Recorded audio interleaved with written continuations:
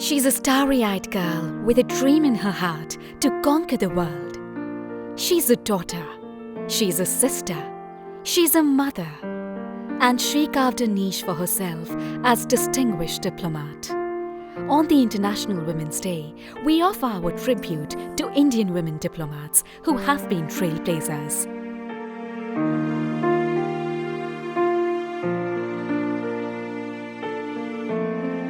At the outset, let me express my warm greetings to all on the occasion of the International Day of Women, a global day celebrating the achievements of women on the economic, social, cultural and political fields. It's certainly a landmark day for all humanity. The world today has changed a lot, and new challenges have also come up. Amongst them, I would put the challenge of the COVID pandemic, which is now raging worldwide. But at the same time, I do believe, and I'm encouraged to see, that India is now poised to play a more important role in the world affairs. During my career, which spanned over nearly 37 to 38 years, I saw many challenges, but it was encouragement which I received from all, which enabled me personally to overcome these challenges. Now, some of these challenges related to sensitive issues which we had faced when we were posted abroad, and these mainly pertain to concerning human rights issues, our nuclear tests of 1998 which were carried out, on climate change, on sustainable development, and many more. Of course, we also had challenges pertaining to promoting our bilateral relations, promoting multilateralism, etc. During our postings to missions abroad, we had the opportunity of interacting with various people, with various cultures, civilizations, cuisines, languages. We met the best brains of the country and the region where we were posted. And it was really an important learning period for all of us. If today I'm posed a question where more opportunities have opened up in the country, what would you choose as a career? I would say definitely the Indian Foreign Service, because I do believe that it is the best for us, best in the country, and has given us lots of opportunities to serve the country well.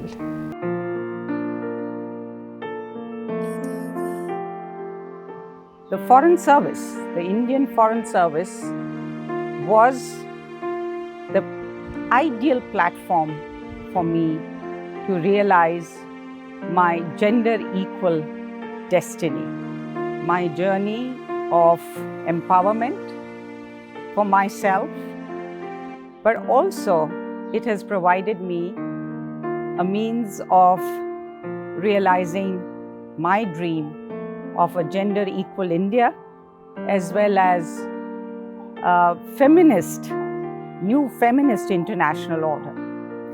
In the 7 years out of the 10 that UN Women has been in existence, I've had the pleasure of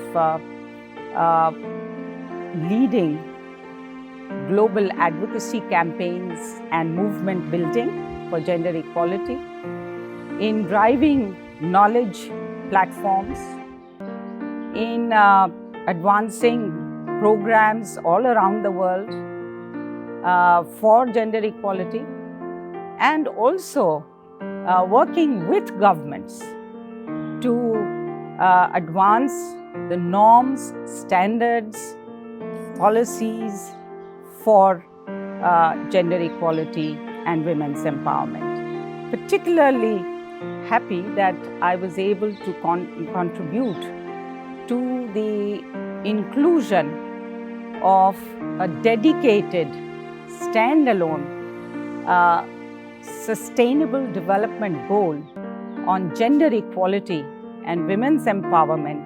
Indian women constitute some 18% of world's women. we have much to derive from our glorious past. We have had great women in the past, intellectuals, queens, warriors. We have had feminist inspiration in terms of economists, environmentalists, and now we have women coming forward in every field. I would also like to remind everybody that when we talk about SDG 5, we talk about a planet 50-50. SDG 5 is high five, and we also very much aspire to a world where there is no more boy preference and girl aversion, that there is right from birth, we value girls and boys equally. This is what we would want to see in India. And also that we reach a level where we welcome the participation of women, their voice, their leadership in every field of activity.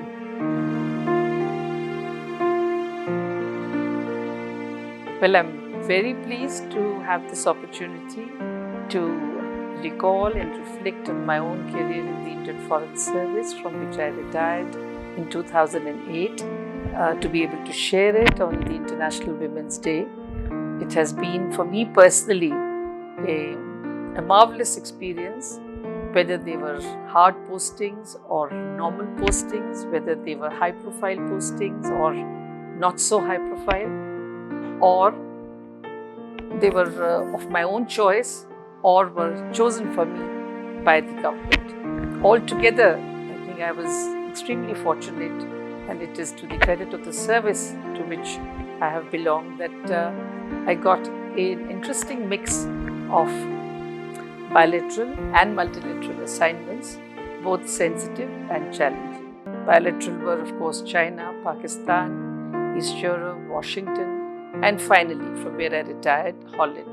And multilateral was in Geneva and in UNESCO and OPCW in the Netherlands. I should, of course, say that primarily being a bilateralist, one used to have the impression that in the multilateral you really don't do as much to serve the national interest, but only after working in these agencies I realized that some of India's most sensitive and vital concerns come before the UN and multilateral bodies. For instance, we had the whole pressure by Pakistan to move a resolution against India for human rights violations in Kashmir. We had a whole problem on dealing with terrorism. We were able to, in fact, introduce a resolution for the first time in the UN condemning terrorism. Likewise, in UNESCO and OPCW, there were a number of new standard-setting, normative instruments and international treaties and conventions in which we were able to reflect India's concerns, because these are lasting sort of standards which will govern the behavior of the international community. Where I went back 15 years later to serve again for 5 years as DCM in late 90s, perhaps remains the one that I may just talk about a little more, I think, especially as I feel, given today the complexities and the challenges that we are facing in our relations with China, it might be of interest to younger colleagues to also know of the time in 70s how China watching was and what it meant really to study China and to interpret the developments from our point of view. Would like to, of course, also share with them as my experience at the end of my own career is that sometimes we feel this is not the posting I wanted, or that is not an important posting. But in the end, you'll find that in every place you are able to find something special and you're able to do something for the country And it comes sometimes in the most unlikely places also. And I might just mention, because I mentioned all the high profile places where I was fortunate enough to serve, in a country like Cyprus, which has always been very special to us, traditionally a very friendly country, supported us even on our candidature for permanent membership of the Security Council. And on the visit of the President to Delhi, we didn't know what to put in the joint statement, till we found that this was a member of that group which could endorse and approve India's membership of the NSG. So Cyprus became the first country to approve India's candidature of NSG. And likewise, East Europe, where I would feel, as compared to what I had worked on other tests, was so slow paced, it was not moving. But I was studying and analyzing it, and suddenly there were revolutions all across. And I think that put us a step ahead, at least in positioning us for establishing relations with the new leaders who were emerging. So, I mean, this is it. I think at times one evaluates what opportunities one gets when one is young. But if you keep this in mind, you will find there will always be something special that you can accomplish, and something special that you can contribute. Thank you very much. I wish all the young women in the service all the best in their coming career.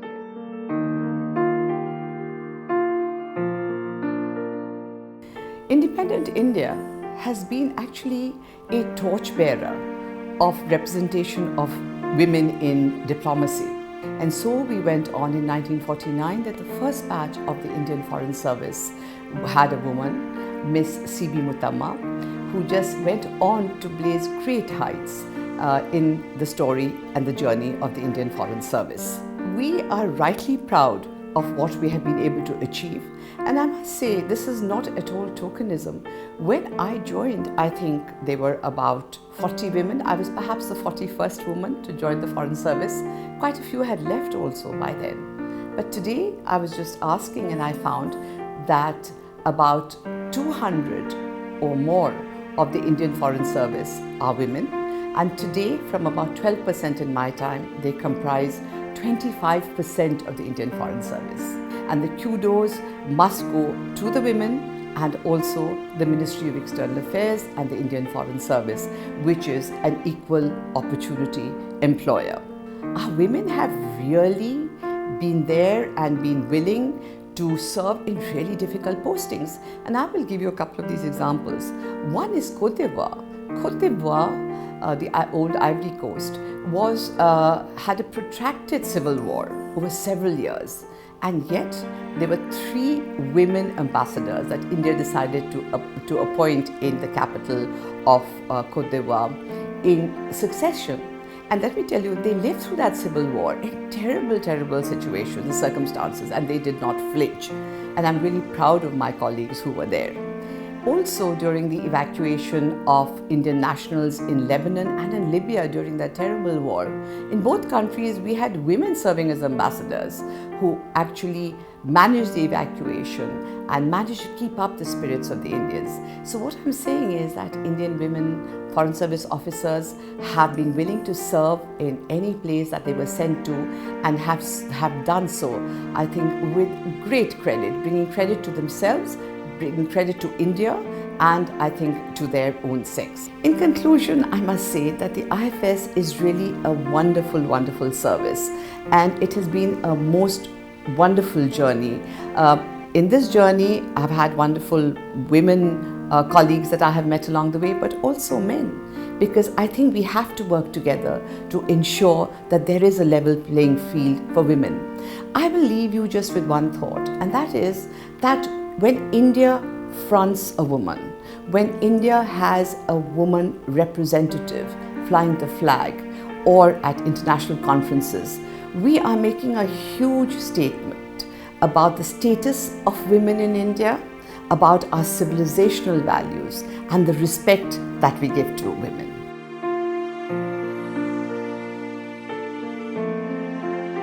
During the 38 years of service with the Indian Foreign Service, I had the privilege of serving in very important and exciting postings during some very interesting and exciting times.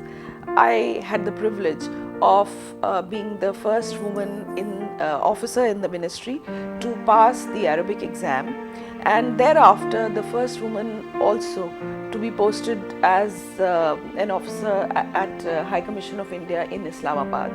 I served during challenging times, especially in Islamabad during the Kargil war. Though there are also very pleasant memories, particularly when Prime Minister Vajpayee came across the border on a bus to Lahore. I also saw the Agra summit in India thereafter as Director Pakistan. I served in Nepal, in Damascus, thereafter in Europe, in Belgium, and then in the permanent mission of India to the UN. My time in Europe was very exciting, and when I served as head of West Europe Division and subsequently as Secretary West, I gained a very close appreciation of what is going on in Europe. I served 2 tenures as High Commissioner in Africa, once in Ghana in West Africa and once in South Africa, where too I had a very interesting tenure, particularly because the visit of Prime Minister Narendra Modi took place to South Africa during my posting. Africa was a very exciting continent to serve in, and I will always have great warmth and affection for the people of Africa and for the continent itself. I was very privileged to serve the last posting as High Commissioner of India to UK, being the first woman female career diplomat to serve in that capacity. All in all, I think my time in the Indian Foreign Service has given me a very rich experience, very good memories, and very good friends across the globe. If I had to choose my career again, I would have no hesitation in choosing the Indian Foreign Service once again. Women in the Indian Foreign Service make an equal contribution, are equal partners in framing the foreign policy of the country and in representing India in postings abroad. Women have not been behind in serving in challenging times. I recall that the ambassador to Ivory Coast during the civil war in Ivory Coast was a woman, and the evacuated ambassador and the receiving High Commissioner in Ghana, that is myself, were both women. Similarly, the ambassador to Libya during the civil war in Libya was also a woman career diplomat. So women are serving in exciting positions, women are serving in difficult positions. They are equal partners in this journey of the Indian Foreign Service. I have wonderful memories that I have now carried with me, and they will be a part of my life for the rest of my life.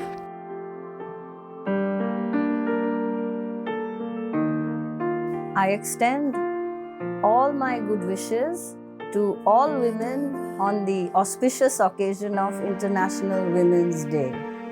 Very caring and encouraging in what I did. And she never held me back from any of my endeavors. Helped me in overcoming many of these sort of established hurdles, you can say, that come in the way of women to realize their dreams. My aunt, my mother's sister, was the first woman who studied statistics in Presidency College in Calcutta University, Dr. Sati Mazumdar, and she was told by the then head of the department that women don't study statistics. So go away. She said, I don't think gender has anything to do with mathematics. The atmosphere in the ministry has been one that encourages. In all the postings that I have had, from Brussels to Bangladesh to